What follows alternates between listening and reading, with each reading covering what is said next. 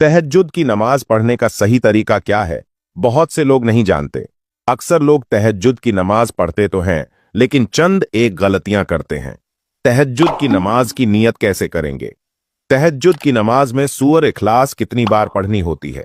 8 मरतबा, 6 मरतबा, 4 मरतबा, या फिर 2 मरतबा? तहज्जुद में कोई और सूरत पढ़ सकते या नहीं? क्या तहज्जुद के लिए सोना जरूरी है, या बगैर सोए भी हम तहज्जुद की नमाज पढ़ सकते हैं? तहज्जुद की नमाज का वक्त कब शुरू होता है और कब तक रहता है? इसका अफजल वक्त कौन सा है? तहज्जुद की नमाज की कितनी रकात अदा कर सकते हैं? ये तमाम तर बातें आज की इसी एक ही वीडियो में आप लोगों के साथ शेयर करने जा रहा हूं, इसलिए इस वीडियो को आपने बिल्कुल भी इसकी नहीं करना। इंशाअल्लाह इसी एक ही वीडियो से आपको बहुत कुछ सीखने को मिलेगा, आपकी बहुत सारी गलत फहमियां दूर हो जाएंगी।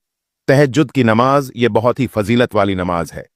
आका करीम अली सलातो सलाम के इरशाद का मफहूम है कि फर्ज रोजों के बाद सबसे अफजल रोजा मुहर्रम का रोजा है, और फर्ज नमाज के बाद सबसे अफजल नमाज रात की नमाज, यानी फर्ज रोजों के बाद नफल रोजों में सबसे अफजल रोजा मुहर्रम का है, और फर्ज नमाज के बाद सबसे अफजल नमाज यानी नफिल नमाज में सबसे अफजल नमाज वह तहज्जुद की नमाज है।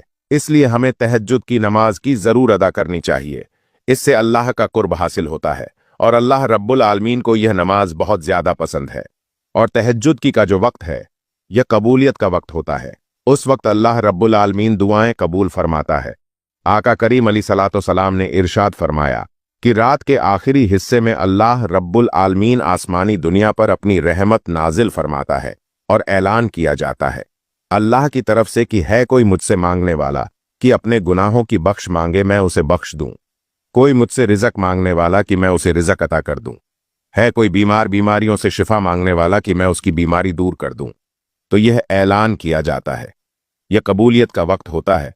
इसलिए हमें चाहिए कि हम तहज्जुद की नमाज की पाबंदी करें, कोशिश करनी चाहिए कि हम तहज्जुद की नमाज अदा करें। अब आइए बात करते हैं कि तहज्जुद की नमाज की नियत कैसे करेंगे। नियत यह दिल का पुख्ता इरादा है। जुबान से अल्फाज अदा करके नियत करना यह ना नमाज के फराइज में से है, ना वाजबात में से बेहतर है। अगर कर ले नहीं तो कोई गुनाह नहीं, कोई हरज नहीं। ऐसा नहीं कि आप जुबान से अल्फाज अदा करेंगे तभी आपकी नमाज होगी, आपकी नियत होगी, वरना आपकी नमाज नहीं, आपकी नियत नहीं। बिल्कुल भी ऐसा नहीं है। नियत वह दिल का पुख्ता इरादा है। आपने दिल में इरादा कर लिया, आपने दिल में कह दिया कि मैं तहज्जुद की नमाज पढ़ रहा हूं, बस इतना काफी है। जुबान से अल्फाज अदा करके नियत करना यह जरूरी नहीं है।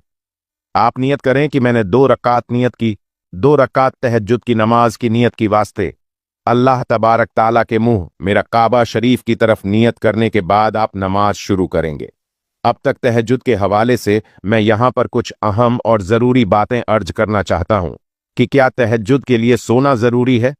देखें, इसमें लमाए किराम का इख्तिलाफ है। बाज लमा फरमाते हैं कि इसके लिए सोना जरूरी नहीं है, और बाज फरमाते हैं कि इसके लिए सोना जरूरी है। असल जो है वह तहज्जुद की नमाज बेदार होने के बाद जो नमाज अदा की जाए वह तहज्जुद की नमाज है। जो उल्मा फरमाते हैं कि इसके लिए सोना जरूरी नहीं है, वह भी यही कहते हैं कि अफजल यह है कि सोकर बेदार होकर, नींद से बेदार होकर तहज्जुद की नमाज अदा की जाए। अगर आपको नींद नहीं आती या आप सोए नहीं हैं, जब भी आप तहज्जुद की नमाज पढ़ लेते हैं तो अल्लाह रब्बुल आलमीन आपको तहज्जुद का जरूर सवाब अता फरमाए। अब यहां पर बात करते कि तहज्जुद की नमाज का वक्त कब शुरू होता है और कब तक रहता है।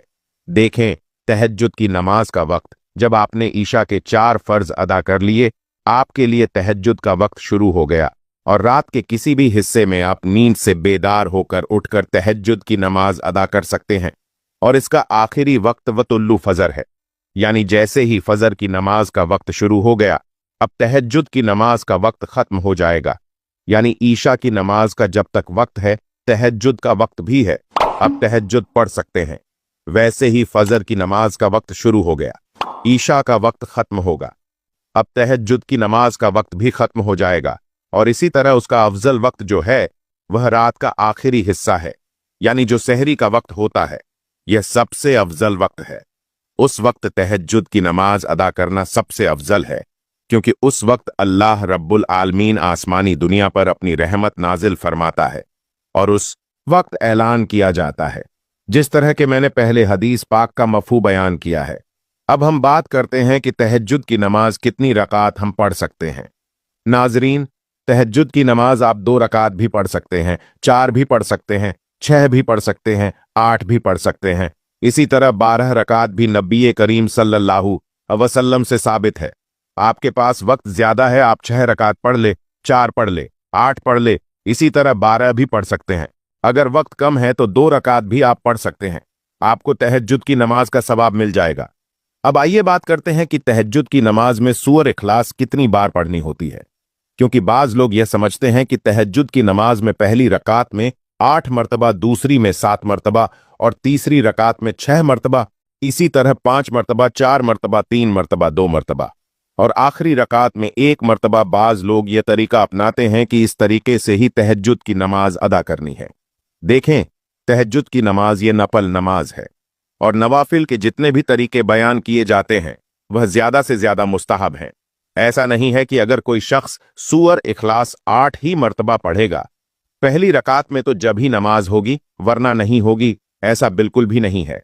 तहज्जुद की नमाज में सूरह इखलास चाहे 1 ही मरतबा आप पढ़ लें, पहली रकात में 1 ही मरतबा पढ़ लें और हर रकात में 1 ही मरतबा आप पढ़ते जाएं, जब भी आपकी तहज्जुद की नमाज हो जाएगी।